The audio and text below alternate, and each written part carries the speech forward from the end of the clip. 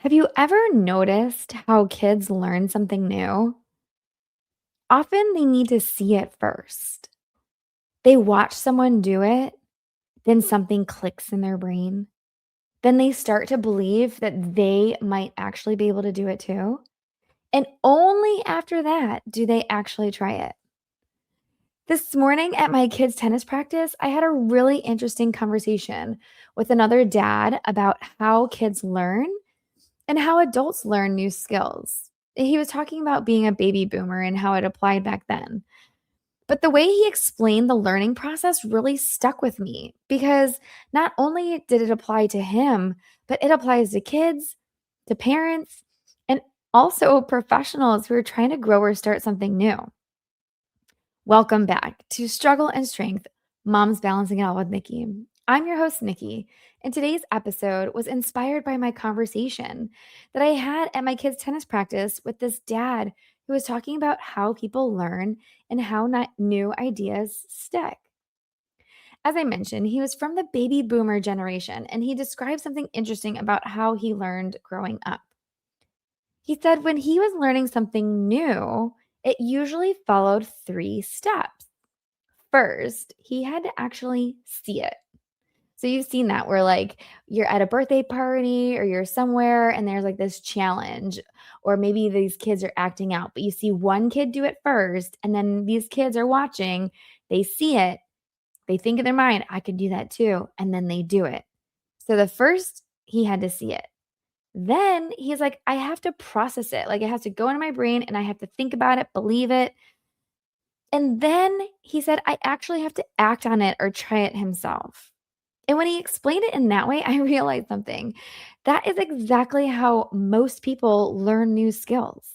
It's not just the baby boomer generation that did it that way. Now we were talking about the differences between out, like growing up way back in the 80s, 90s, 70s versus now. There's so many different things. And I was telling him the story about how we were on our way to the tennis practice, which was at a different site.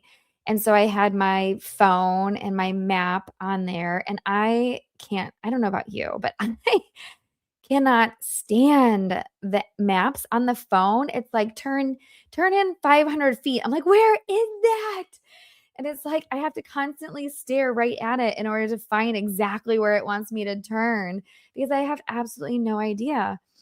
And I remember even 20 years ago when I first moved back to the Dallas Fort Worth area, my dad gave me maps and I still have all of the maps. And I was telling this dad that I usually like I map out where I'm going. I know exactly where I'm going, the names of the roads, and if I can remember, the things that are on the street if I've been there before. But kids these days, and even parents too, like with these smart cars, they just push a button, like go here, and then they just follow. Whatever happens, they follow. And so we were talking about that and how we were I was on the road going to tennis practice, and the kids were being my navigation. They said, Mommy, can we have your phone? We'll do it for you. I said, yes, please, because I need to concentrate. It was pouring down rain.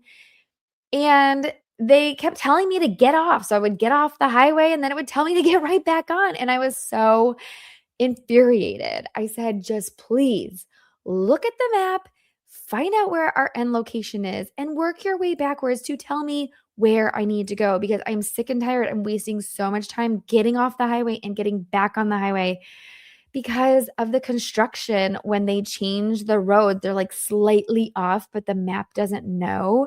And so it like tells you that you're not on the right road, even though you are. And it's so maddening. And so I was telling this, to this dad, and he was telling me that his way of how he learned way back in the day was that he would have to see it, process it, and then do it. And you see that a lot of children are the same way. I mean, adults too. Everybody is the same way. It wasn't just strictly back in the baby boomer era, but we had different things. Like we didn't have automations. We didn't have cell phones. We didn't have things just, AI and all these things doing stuff for us. And so we were talking about is this generation, is it better? Because I did a speech at Purdue, and I was telling him, I brought my old flip phone from when I went to Purdue, and I was telling him, like, "You guys have it so easy." And he was like, "Well, do they really? Because things are different, they don't know how to read an actual map. They don't know how that we had to, remember people's phone numbers. They don't need any of that anymore. But when technology crashes, we do need those things. When you're stranded and you don't have a phone and you need to borrow someone's phone, you need to know your parents' phone number. I keep playing this game with my children as we're driving home from soccer, and I pretend like it looks different because at night I can't see as well. And I keep telling them, "This looks so weird." And it does. It looks so different. And I'm like, "I don't know where we are. Can you get me home?" And they'll be like, "Yeah, mommy, I know how to get you home."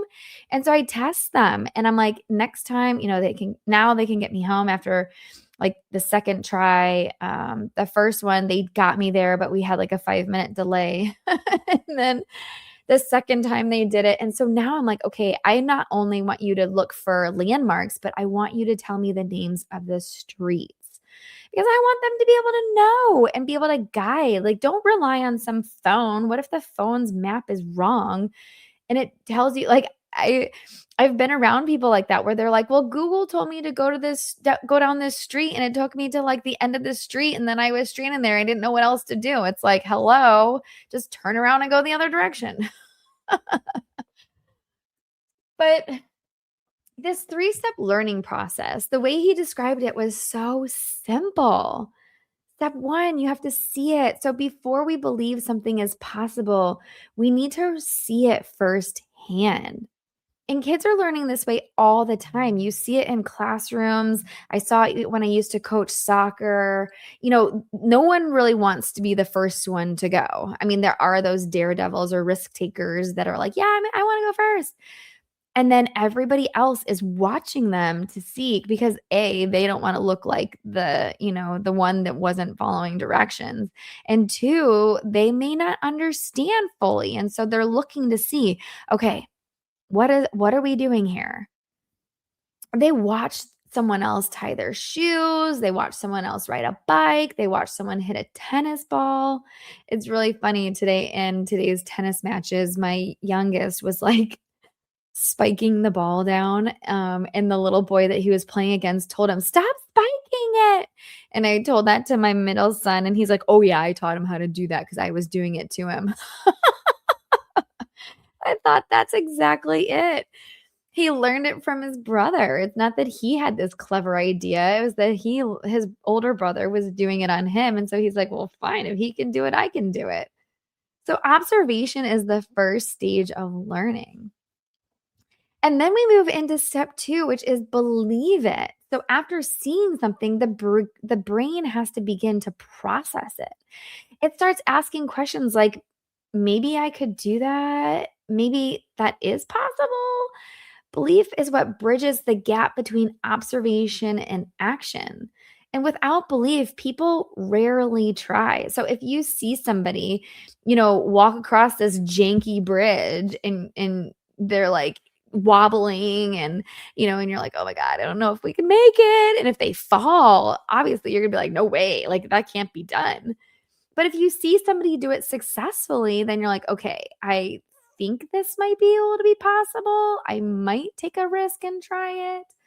I used to see that all the time when I was coaching soccer, the boys, they would see on TV these soccer professionals doing like rainbows and oh gosh, what's the other one? I can't even think of it right now, what the name of it was. Um, but they would see them doing this and then they would attempt to try it. And it's like, oh Lordy, I mean, please be careful when you're doing that. But that's what they started. Had the belief that, okay, I saw someone do it. Now I think I can do the same thing. And I would see them once one's trying it, they're all trying it. Same thing with like my daughter does diving. And once she, dives off of the high dive and she does it, then the other girls are like, oh, okay, I think I can do this now. No big deal. And then step 3 gets into doing it. Like the final step in the learning process is action. trying it, practicing it, experiencing it, and that's when the real learning begins. But most people never reach this step if they've never seen it and they don't believe it. If it's just a thought or a theory, most people get scared. They don't wanna try, and that happens with kids all the time. I mean, I, my kids, I let them do a lot of things, and I remember all of my family got gathered around, got into town for, Christmas one year at my parents' house, and my daughter was 2 at the max, I think, and her cousin was also the same age, but 3 months younger than her, I think, yeah, and she got up on the stool my daughter got up on the stool and was like, "Mommy, I wanna help you make the mac and cheese," and I was like, "Okay." It's a stove, it's piping hot water, it's boiling, and she's like, "I wanna help you," and so then the other little girl was like, "Well, I wanna help too." Not the other little girl, but my cousin, my daughter's cousin, and my brother's daughter, and her mom was like, "Oh my gosh, seriously? Are you sure? Is this safe?" And I was like, "Yeah, I mean, Nell does it all the time, but, if you don't want her to do it, that's fine. She doesn't have to." Um, and so, they were both standing on top of the stools and pouring in the mac and cheese and stirring, and once the little cousin saw my daughter, then she was like, "Oh, yeah, I can do that too, and then I wanna help." And that's when she believed that she could do it, but before then, the mom was like, "Oh my gosh, like, I don't allow them near the stove." It's like, "That's fine. You do you or what you're comfortable with, but, for me, if I don't show them, I'm gonna be stuck making their mac and cheese until they're in high school." I remember my brother. Oh my when he was in high school, he was a senior in high school, and he had to make a meal at home and bring it to school. And do you know what he did? He went to the grocery store, bought one of those cooked chickens, and then he had to make mac and cheese, and he had to ask me and my younger brother how to even boil the water. I mean, the kid was 17, 18 years old and didn't even know how to boil water. There's no way I want my children growing up not knowing how to cook or do laundry or clean the house or do those life skills that are essential when you go out on your own. I mean, my boss, oh my, he has absolutely nothing in his refrigerator. He has no idea how to cook, no idea how to do laundry. He just goes out every single meal. He sends his clothes to the dry cleaners to be clean, like, doesn't know how to do any of those things. And I remember when we got these like media chairs from his dad, and my husband went over and took all his tools, and his dad's like, "Oh, you're gonna have to have helpers take it all apart and all that." I mean, my husband had the whole entire thing dismantled in like 30 minutes or less, and he's like, "Oh my gosh, how did he do that?" But it's just you have to be shown. First of all, you have to see it, you have to believe it, and then you have to actually do it. I mean, my husband was building homes with his dad as a teenage boy. And so now he knows how to do all that stuff.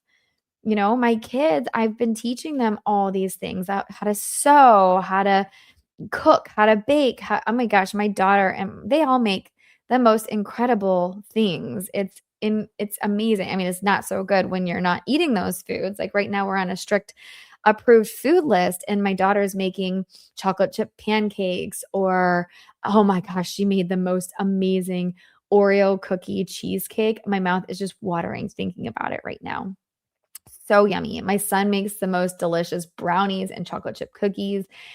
And I mean, I'm in the office and I am on meetings all day long, and they are just in the kitchen baking away, cooking away.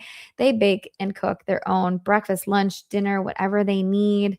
I've taught them sewing and gardening. They even, oh my gosh, today, I know it's late, but until midnight tonight, Lovable is free, completely free for International Women's Day, I think it is. So they were creating their applications on Lovable, and it was amazing. So my daughter created a meal planning app, my son created a 3D printing app, like so awesome. And they are 10, 9, and 8 people. All they have to do is see it, believe it, and do it. But if they never are told about it, if they are never shown that somebody can do it, then they won't believe that they are capable of doing this. I am so, oh my gosh, I don't know what the word is, but I love to empower children to do things on their own because that's the way I grew up. I grew up very independent. I was a latchkey kid. I had a younger brother, 3 years younger, and I remember growing up in Chicago, and yes, we walked to school in the snow. I have those stories. I walked up and downhill both directions in feet of snow. Yes, that was me. But I had a younger brother and I would have to take him to school, take him home from school, and I had one bike. And so he would sit on the seat while I would stand in the front and pedal the whole entire 2 miles home to take my brother home. And we would get home to an empty house with our keys, let ourselves in, and, we would eat and snack and do our homework and watch TV or go out and play with the neighborhood kids. I mean, times were so different back then. My kids have never walked to school. They will never walk to school. And so just totally different. But I'm also teaching them this very similar life skills to what I had and now changed for the time. So they know how to they can create a PowerPoint presentation probably better than most adults with animation and sound. They know keyboarding. I mean, these kids are growing up learning everything because I want them to be so well-rounded and know that they can do whatever they want as long as they put their mind to it. So what really struck me about this conversation with this dad that I had is that we like to think that learning is different when we grow up, but it really isn't. Adults still learn by seeing something first, believing it might be possible, and taking action. I mean, I'm in the digital marketing space. I've joined so many different programs. Also coach a lot of small businesses and help them with their digital marketing. And it's the same thing. We see somebody else do it, we believe it's possible for us, and then we take the action. And when we skip that first step of seeing it, that's where people get stuck because it feels unrealistic or impossible. So we have this great idea, but we don't know how to do it. And that was me. I was stuck in that realm for almost 19 years. I had these incredible business ideas. I just never knew how to bring them to market. And I didn't see anybody else like teaching how to do that in that time frame. The internet was still evolving. It wasn't until COVID happened that really boomed, where the online education industry boomed. And this is something that I see all the time with healthcare professionals. We've spent years building our knowledge, expertise, solving problems, helping people every day. But when it comes to being an entrepreneur, many of them struggle to see the path, not because they lack ability, but because they've never seen what it looks like to turn their expertise into a business. And moms, oh my goodness, there's so many mom groups I belong in where the moms are looking for extra income. They want to also contribute to the income of the family, but they don't know what that step looks like. And then you go online and it's like, who can you trust? Who's doing this? Because without seeing it, it's harder to believe that it's possible. Without belief, action rarely happens. Moms are learning constantly. They adapt, they problem solve, they build systems inside their homes and families every day. But many moms don't see themselves as entrepreneurs or builders. And sometimes the missing step is simply exposure. Seeing another mom build something, seeing another professional create something new. I mean, the whole world of Pinterest and Etsy has blossomed over the past 10 years because all these stay at home moms or moms that are wanting to help support the family, they're seeing like, oh, well, if this mom can do it, I can do it. That's how we started our top business. Our Teams of Tomorrow. It was a basketball enrichment program. It's a franchise out of Louisiana, and there was a mom who was running it in our area, and our daughter went to the Montessori school where she was running it. And I got this flyer and I thought, I mean, if she's doing this, I sure as heck can do it. I've got a doctorate of pharmacy and MBA. Like, I can totally do this. And once that happens, where you see the path and what that looks like, then the belief grows. And once the belief grows, then action becomes possible. I remember taking that first step, signing the contract, and be like, oh my gosh, I just signed my life over. And it was scary. But I thought, you know what? If she can do it, I can do it. And I just had to see somebody do it first. And then I took the leap. And that simple conversation at tennis practice reminded me of something important, that learning usually follows a pattern.